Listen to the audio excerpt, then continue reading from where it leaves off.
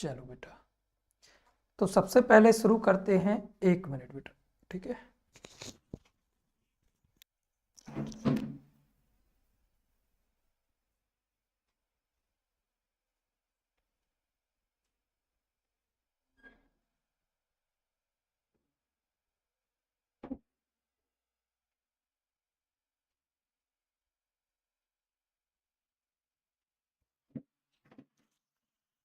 हाँ बेटा, तो अब आप बताओ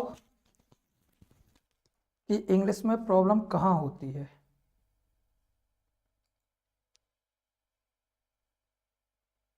हाँ बताओ बेटा।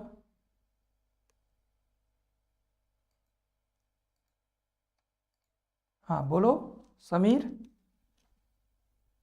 हाँ, इंग्लिश में प्रॉब्लम कहाँ होती है?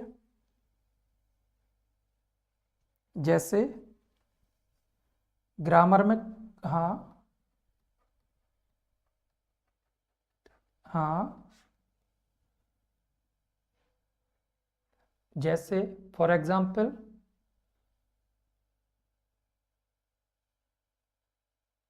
हम्म हम्म।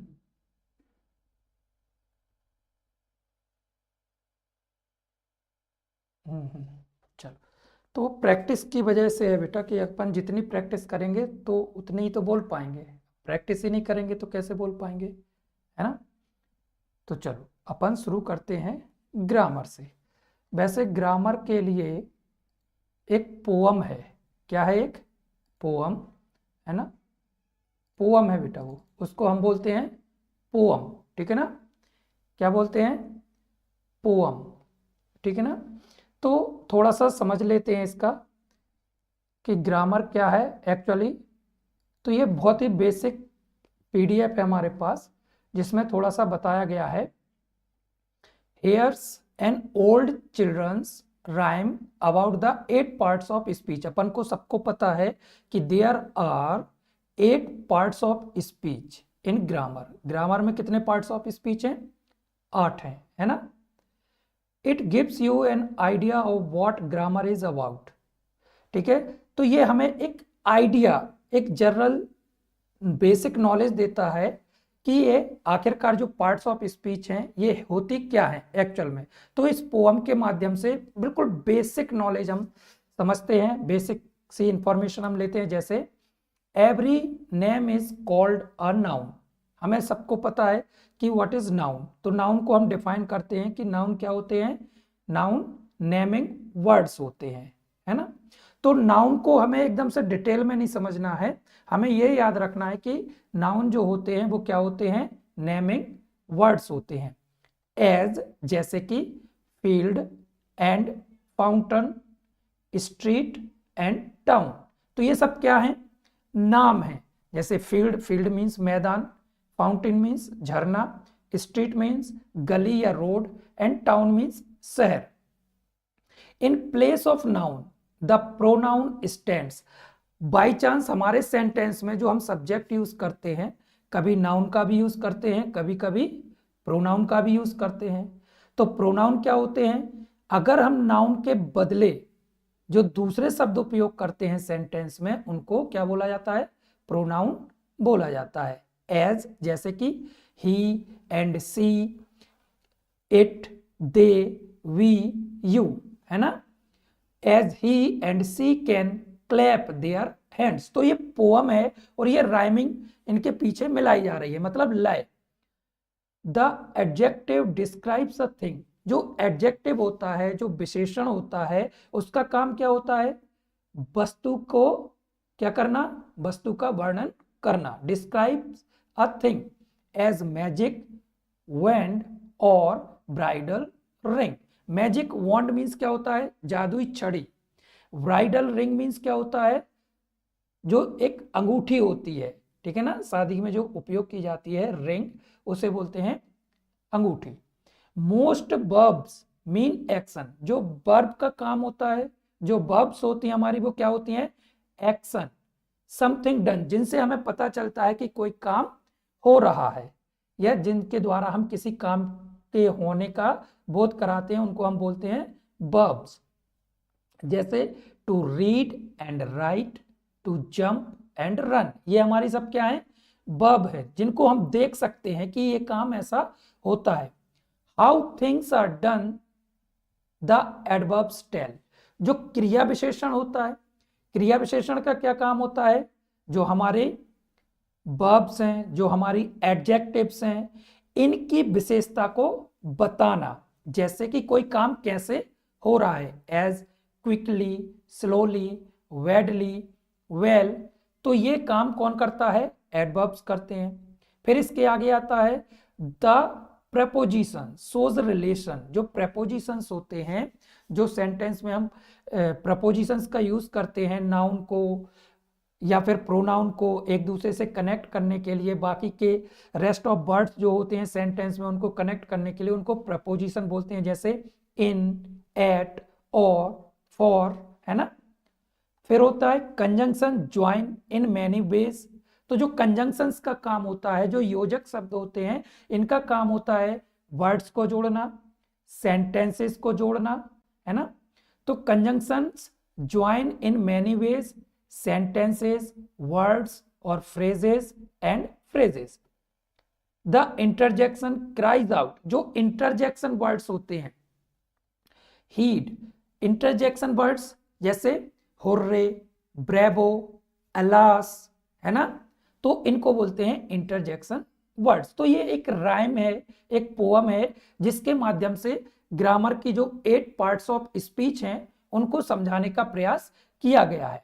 अब अगर देखा जाए तो इनके लिए अलग से सेक्शन डिवाइड किए गए हैं कि जैसे नाउन क्या होता है, प्रोनाउन क्या होता है, वर्ब्स क्या होती हैं, एडवर्ब्स क्या होती हैं। तो इनके सेक्शन अलग अलग हैं जिनको हम अलग अलग सीखेंगे। तो सबसे पहले हम देखते हैं the capital letter. Is it clear? इतना समझ में आ गया बेटा आप लोगों को, दोनों को? हाँ, दोनों को समझ में आ गया बेटा?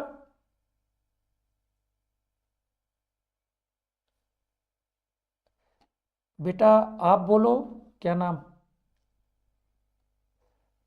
हाँ चलो ठीक है, तो आगे बढ़ते हैं।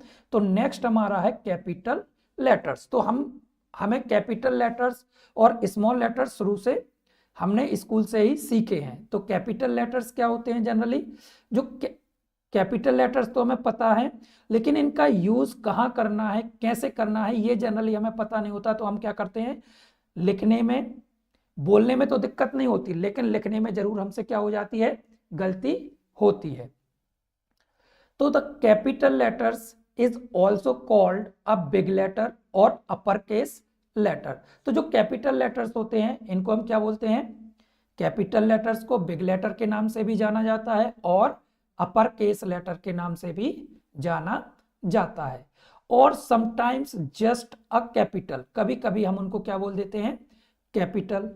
तो इंग्लिश में कितने लेटर हैं जनरली इंग्लिश अल्फाबेट में, तो देयर आर 26 लेटर्स, और इन 26 लेटर्स को हम स्मॉल लेटर्स में लिख सकते हैं और कैपिटल लेटर्स में लिख सकते हैं।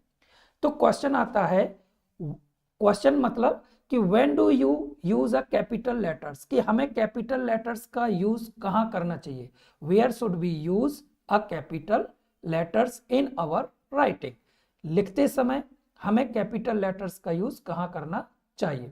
तो जो सबसे पहला यूज है कैपिटल लेटर्स का यूज करने के लिए, वो क्या है, use a capital letter for the first letter in a sentence. जब आप कोई सेंटेंस की शुरुआत करते हो तो उसका जो पहला वर्ड होता है, उस वर्ड का जो पहला लेटर होता है वो काय से शुरू होगा, कैपिटल लेटर से। जैसे द, आप यहां देख सकते हैं द लिखा है टी, जो टी है ये कैपिटल लेटर से इसको लिखा गया है। द डॉग इज बार्किंग, है ना। कम हेयर, तो कम में जो सी है वो काय से लिखा गया है, कैपिटल लेटर से। Is it clear? बोलते जाओ बेटा। Always use a capital letters for the word I. जो हम आई यूज करते हैं खुद के लिए, जैसे I go to school, I go to college, I teach, I play. तो इसके लिए हमेशा जब भी आप लिखोगे तो कैसे यूज करना है, कैपिटल लेटर में। हाँ, आई एम 8 years old, तो आई चाहे सेंटेंस में पहले स्थान पर आए चाहे बीच में आए, देखो टॉम एंड आई, तो ये कैसे आएगा, कैपिटल लेटर से। Clear? Use a capital letters for the names of people, जब हम लोगों के नाम लिखते हैं तब हम उनके नाम हमेशा कैपिटल लेटर से शुरू करके लिखेंगे, जैसे एलिस, टॉम, जेम्स, किम, स्नो वाइट। यहां ये क्या है, पीपल के नाम, जैसे किम है, जेम्स है, टॉम है, एलिस है, स्नो वाइट, ये भी पूरा कैसे लिखा गया है, कैपिटल लेटर से। ये तो इधर भी हम क्या करेंगे, कैपिटल लेटर्स का यूज करेंगे। Use a capital letter for festivals, जो भी हमारे त्योहार हैं, जितने भी त्योहार के नाम से नेम हैं उनको हम कैपिटल लेटर से बताएंगे। हॉलीडेज, जो छुट्टियां हैं। डेज ऑफ द वीक, जो भी हमारे सप्ताह के दिन हैं, मंडे, ट्यूसडे, वेंसडे, है ना। मंथ्स ऑफ द ईयर, जो साल के जो महीने के नेम हैं वो भी हम कैसे लिखेंगे, कैपिटल लेटर से उनको लिखेंगे। Is it clear? ठीक है ना। चलो, तो नेक्स्ट है, wait, yes, this is our exercise. तो इसमें आपको बताना है on the basis of this, ठीक है, इन रूल्स के अनुसार अब हमें यह बताना है कि इनमें कहां सही सही कैपिटल लेटर्स का यूज होना है। जैसे circle the letters that should be Capitals, तो आपको उन लेटर्स को बताना है जो कि कैपिटल से लिखे जा सकते हैं। जैसे फर्स्ट सेंटेंस में पीटर, नाम है बेटा पीटर, कैपिटल से होगा, है ना। तो पीटर एंड आई। और कोई चीज? सेकंड सेंटेंस में, सेकंड सेंटेंस में बताओ, वी, वी, पहले तो डब्लू, हाँ तो डब्लू कैपिटल से लिखेंगे ना, वी का W. Going to Chicago, Chicago का सी कैपिटल से होगा। और फिर एस, समर। और वेकेशन, वेकेशन का भी कैपिटल से लिखेंगे कि नहीं लिखेंगे? चलो देख लेते हैं। जैसे तो जो वेकेशंस हैं, जनरली वेकेशन तो कॉमन नाउन में आ जाएगा ना, तो समर, है ना, तो समर वेकेशन, तो समर का एस कैपिटल हो जाएगा और वी क्या हो जाएगा, स्मॉल, छोटे से लिख सकते हैं। नेक्स्ट है, there is an interesting football game on Sunday, तो बताओ इसमें किसको हम कैपिटल से लिखें? कैपिटल से,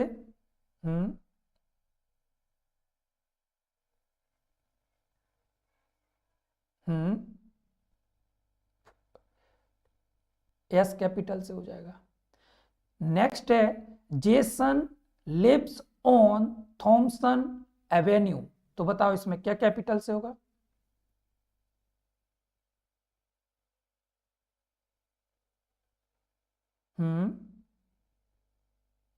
थॉमसन का टी, हाँ, फिर एक स्थान का नाम है वो पूरा, थॉमसन एवेन्यू, तो इसका भी एक कैपिटल से होगा। ठीक है। नेक्स्ट, लास्ट सेंटेंस, हाँ इसका बताओ, हाँ,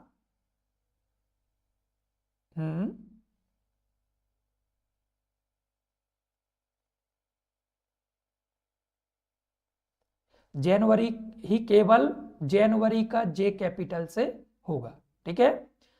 तो इस, अब जैसे एक्सरसाइज सेकंड है मान लो इसमें, ठीक है ना, ये look at the sign of the on the left, can you find the mistakes, तो इनमें क्या आप मिस्टेक्स बता सकते हो?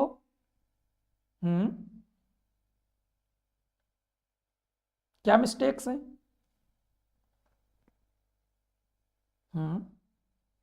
जैसे हॉपकिंस होटल, तो हॉपकिन का एच कैपिटल से होगा, होटल का एच कैपिटल से होगा। समझ में आ रहा ना बेटा? हाँ, तो ये कैपिटल लेटर्स के लिए है, तो ये एक्सरसाइज हम आपको भेज देंगे, तो इसको आप देख लेना, ठीक है ना। तो अब चलते हैं, जो बेसिक सी चीजें हमें सीखना है, तो हमें शुरू करना है। जैसे स्क्रीन दिख रही ना बेटा? तो जैसे अभी हमने देखा कि जो ग्रामर है इसमें 8 पार्ट्स ऑफ स्पीच होती हैं। पार्ट्स ऑफ स्पीच कितनी होती हैं?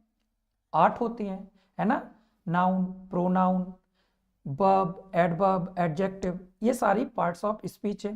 तो अब इसमें जो हम शुरुआत करते हैं, तो स्पीच मीन्स क्या होता है हमारा, एक देखा जाए तो स्पीच मीन्स क्या होता है? हाँ, भाषण। अगर इस स्पीच में हम देखें, जो भाषण होता है जनरली हम किसका यूज करते हैं? ग्रुप ऑफ वर्ड्स का, ग्रुप ऑफ वर्ड्स का, है ना। ग्रुप ऑफ वर्ड्स का, तभी तो हम भाषण बना पाते हैं। तो जब ग्रुप ऑफ वर्ड्स में लाते हैं, तो ये क्या बनाता है हमारा?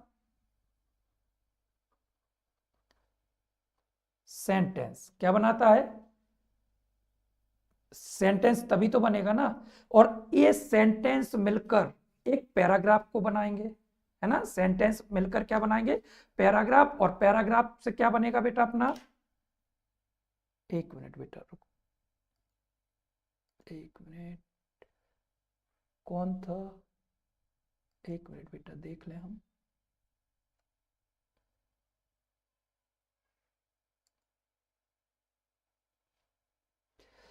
वेट अ मोमेंट, ठीक है। तो ग्रुप ऑफ वर्ड्स, सेंटेंस, है ना। तो जो ग्रुप ऑफ वर्ड्स होते हैं ये मिलके सेंटेंस बनाते हैं, और सेंटेंस मिलके पैराग्राफ बनाते हैं, और उसी पैराग्राफ से हमारी एक स्पीच तैयार होती है। तो अब हमें ये सीखना है कि जो ग्रुप ऑफ वर्ड्स है इसको हम कैसे अरेंज करेंगे, कैसे कैसे इनके द्वारा हम एक सेंटेंस का निर्माण करेंगे। क्लियर? तो कम से कम एक सेंटेंस में कितने वर्ड होना चाहिए? कम से कम कितने वर्ड्स होना चाहिए? बताओ बेटा, एक सेंटेंस में कितने वर्ड्स होना चाहिए?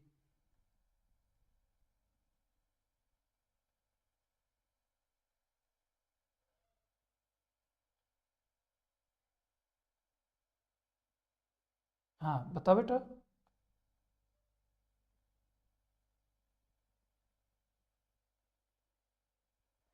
कम से कम कितने वर्ड्स होना चाहिए बताओ, कौन बताएगा?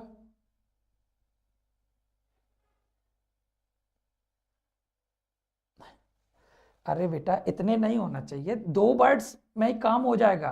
कितने? एक सेंटेंस के निर्माण को करने के लिए हमारा क्या होना चाहिए? सब्जेक्ट और वर्ब, सब्जेक्ट एंड वर्ब, है ना। ये 2 सेंटेंस अपने आप में क्या है? कंप्लीट है। ये जो 2 वर्ड्स हैं अपने आप में कंप्लीट है। जैसे जैसे एग्जाम्पल में आई गो, आई टीच, आई प्ले, है ना, दे सिंग। भले इनका जितना अर्थ निकले, लेकिन अर्थ तो निकल रहा है। आई गो मैं जाता हूं, आई टीच मैं पढ़ाता हूं, आई प्ले मैं खेलता हूं, दे सिंग वे गाते हैं। तो कम से कम जो आप सेंटेंस बोलना चाहते हो, तो उसमें कम से कम क्या होना चाहिए? एक सब्जेक्ट होना चाहिए और एक हमारी वर्ब होना चाहिए। क्लियर? ठीक है ना। तो अब बात थोड़ी सी अपन बेसिक चीजों की कर लें कि जो एक सेंटेंस का स्ट्रक्चर होता है वो क्या होता है, क्योंकि ये चीजें हमें दिमाग में रखना पड़ेंगी। तो क्या होता है सेंटेंस का स्ट्रक्चर जनरली?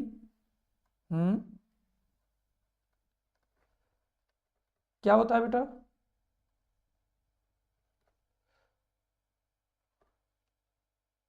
हाँ।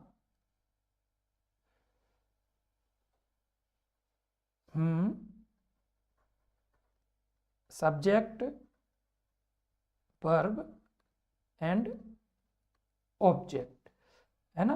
अब इसी अगर वर्ब को हम देखें तो इसी को हम डिवाइड कर सकते हैं ऑक्सिलरी वर्ब में, है ना, और मेन वर्ब में, है ना।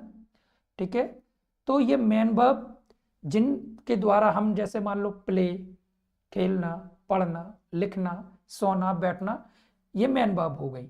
मेन वर्ब मतलब जिनके 3 फॉर्म होते हैं, ठीक है। और ऑक्सिलरी वर्ब, इनके 3 रूप होते हैं क्या? होते हैं, लेकिन जो मॉडल ऑक्सिलरी वर्ब है उसके 3 रूप नहीं होते हैं। लेकिन जो हमारी हेल्पिंग वर्ब जिन्हें हम बोलते हैं, कौन सी वर्ब? हेल्पिंग, हाँ, इनके 3 रूप होते हैं, जैसे इज, एम, आर। ये कौन सा रूप है? कौन सा रूप है ये? कौन सा रूप है ये बेटा?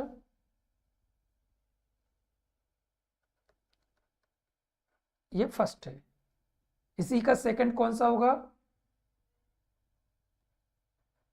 वॉज एंड वर, ये सेकंड है। और थर्ड क्या होगा इसका?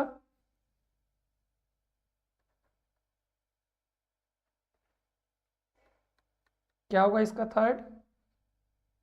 बीन। और ये वास्तव में किसके रूप हैं? ये बी के रूप हैं। काय के?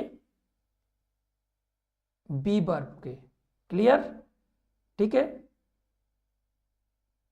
समझ में आ गया ना बेटा? हाँ, तो is, am, are, was, were and been, ये 3 रूप है, ठीक है। तो इसमें अब हमें ये चीज जो बेसिक चीज है सब्जेक्ट एंड वर्ब, तो इसको समझना है। तो जो सब्जेक्ट है, तो सब्जेक्ट जनरली, सब्जेक्ट के स्थान पर हम क्या यूज करते हैं? हम जनरली क्या यूज कर सकते हैं? नाम मतलब नाउन, या फिर दूसरा प्रोनाउन मीन्स सर्वनाम, ठीक है। तो नाउन को हमें डिटेल में नहीं पढ़ना है, नाउन के बारे में, क्योंकि हमें नाउन से उतना लेना देना नहीं है, फिर भी लेकिन इसको हम डिटेल में पढ़ सकते हैं कि नाउन कितने प्रकार की होती हैं, प्रॉपर नाउन क्या होता है, कॉमन नाउन क्या होता है, कलेक्टिव नाउन क्या होता है, क्योंकि ये कहीं ना कहीं उपयोग होती हैं, ठीक है। तो जैसे अगर हम प्रोनाउन की बात करें तो प्रोनाउन में हम जैसे क्या यूज करते हैं सब्जेक्ट के स्थान पर?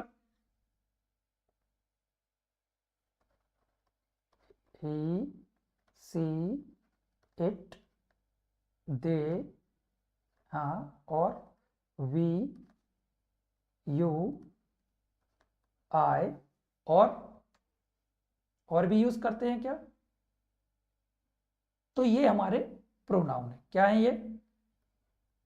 प्रोनाउन है। कौन से? Personal pronoun. कौन से प्रोनाउन है ये? पर्सनल प्रोनाउन, ठीक है ना। पर्सनल मतलब जिनसे हम किसी बोलने वाले के बारे में बात करते हैं, किसी सुनने वाले के बारे में बात करते हैं, या किसी एक ऐसे व्यक्ति की बात करते हैं जो उस जगह पर जब हम बात कर रहे हैं वह उधर उपस्थित नहीं होता है, प्रेजेंट नहीं होता है। क्लियर? इतनी बात समझ में आ गई बेटा कि नहीं आई? है ना। तो ये होता है हमारा क्या? Personal pronoun. क्योंकि इस पर्सनल प्रोनाउन में कितने पर्सन है? First person. फर्स्ट पर्सन कौन हो? आई, एंड बी। सेकंड पर्सन कौन होता है हमारा? सेकंड पर्सन कौन है? यू। यू सामने वाला जिससे हम बात करते हैं। एंड थर्ड पर्सन कौन है? थर्ड पर्सन कौन है?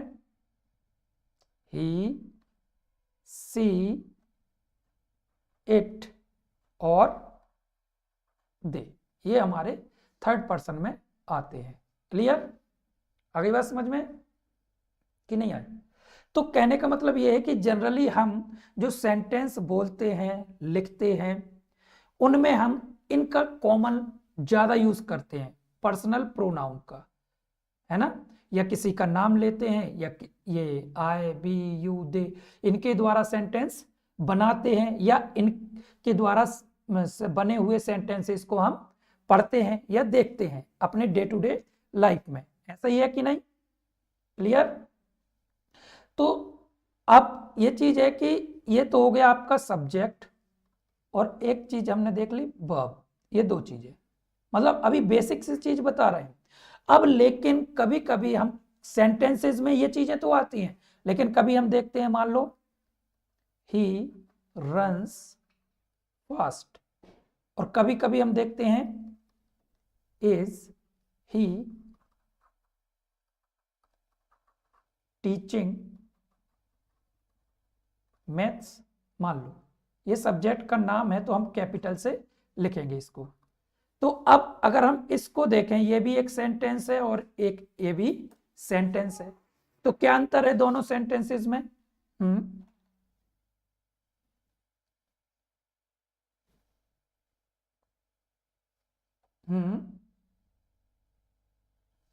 He is teaching maths.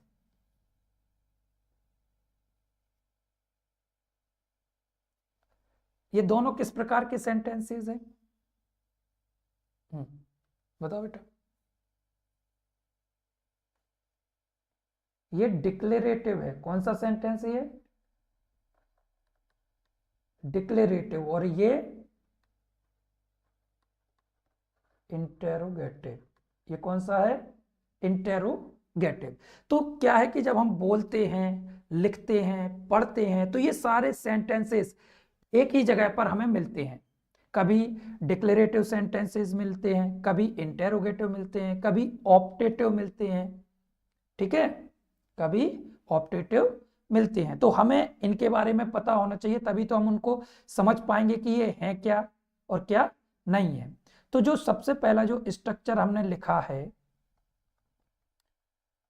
जो सबसे पहला लिखा था ना स्ट्रक्चर, सब्जेक्ट और वर्ब, ये हमारा डिक्लेरेटिव का स्ट्रक्चर है। काय का स्ट्रक्चर है बेटा? डिक्लेरेटिव सेंटेंस का स्ट्रक्चर है, ठीक है ना? समझ में आ रही बात?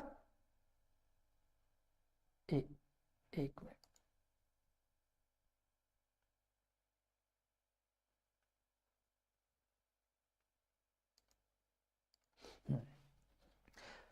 तो डिक्लेरेटिव का स्ट्रक्चर जो है वो क्या है? नॉर्मल हमारा सब, helping verb, main verb and object. अब हेल्पिंग वर्ब और मेन वर्ब में अगर बेसिक अंतर देखें तो क्या है दोनों में? क्योंकि सारे स्ट्रक्चर्स हमारे इसी सेंटेंस के स्ट्रक्चर से बनते हैं, तो बताओ क्या बेसिक अंतर है इनमें?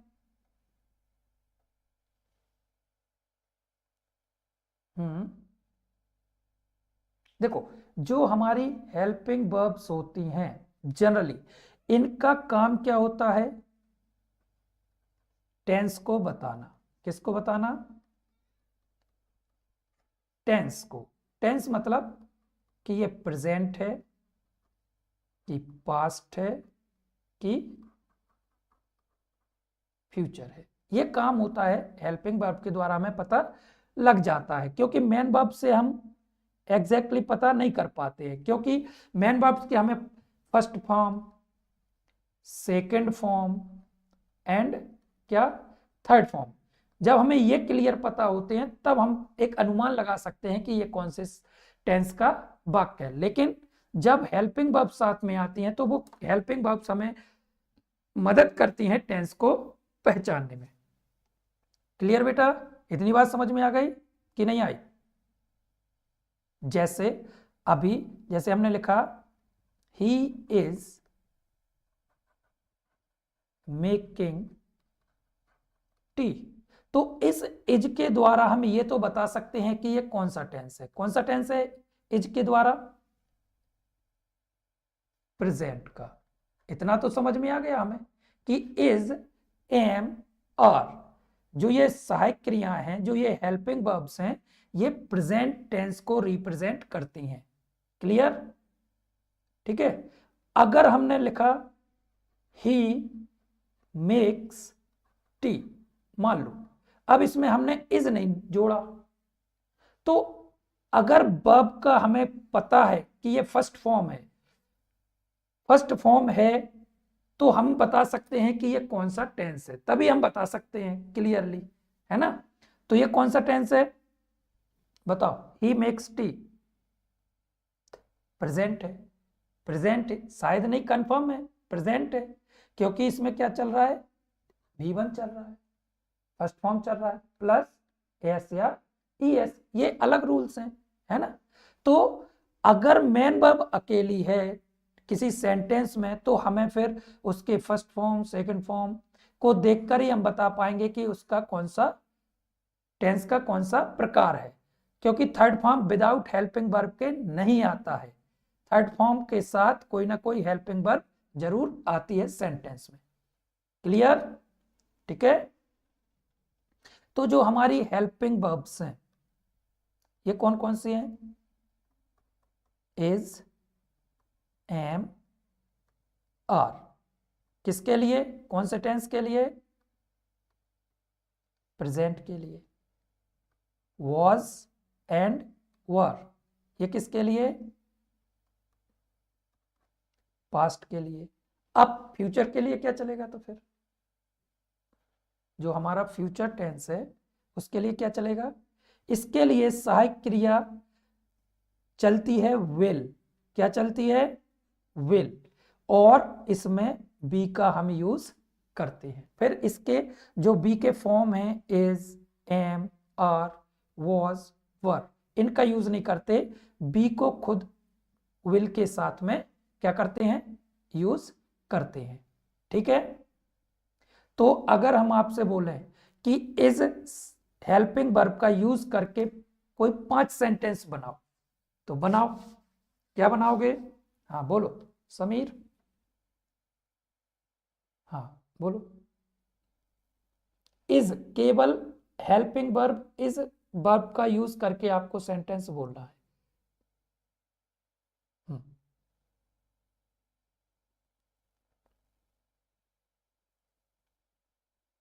ही इज प्ले क्यों आएगा बेटा? ही इज प्लेइंग होगा ना। केवल हेल्पिंग वर्ब, मेन वर्ब मत यूज करो। हाँ,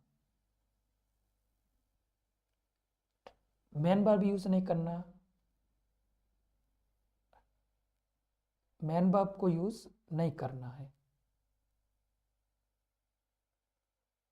जैसे this is pen, this is my class, he is a teacher, he is a doctor, they are students.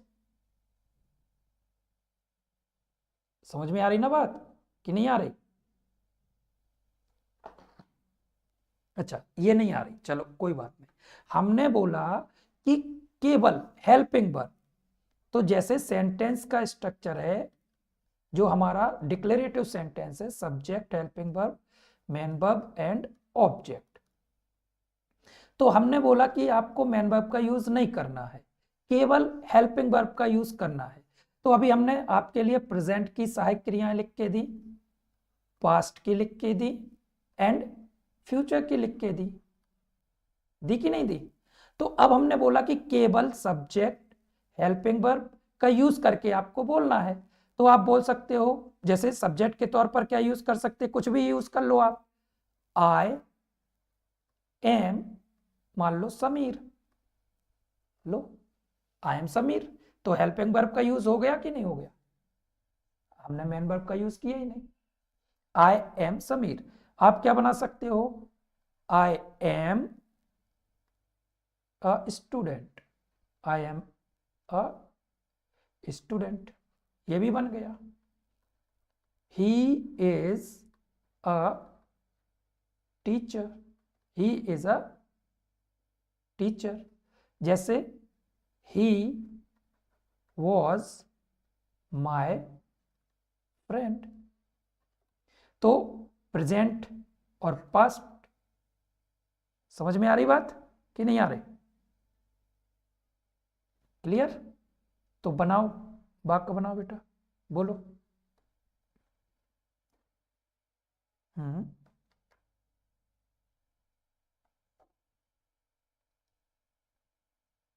बोलो बेटा।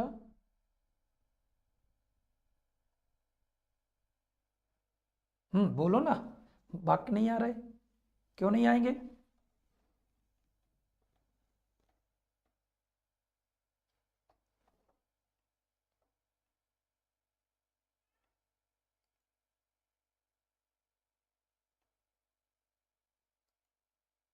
बोलो बेटा।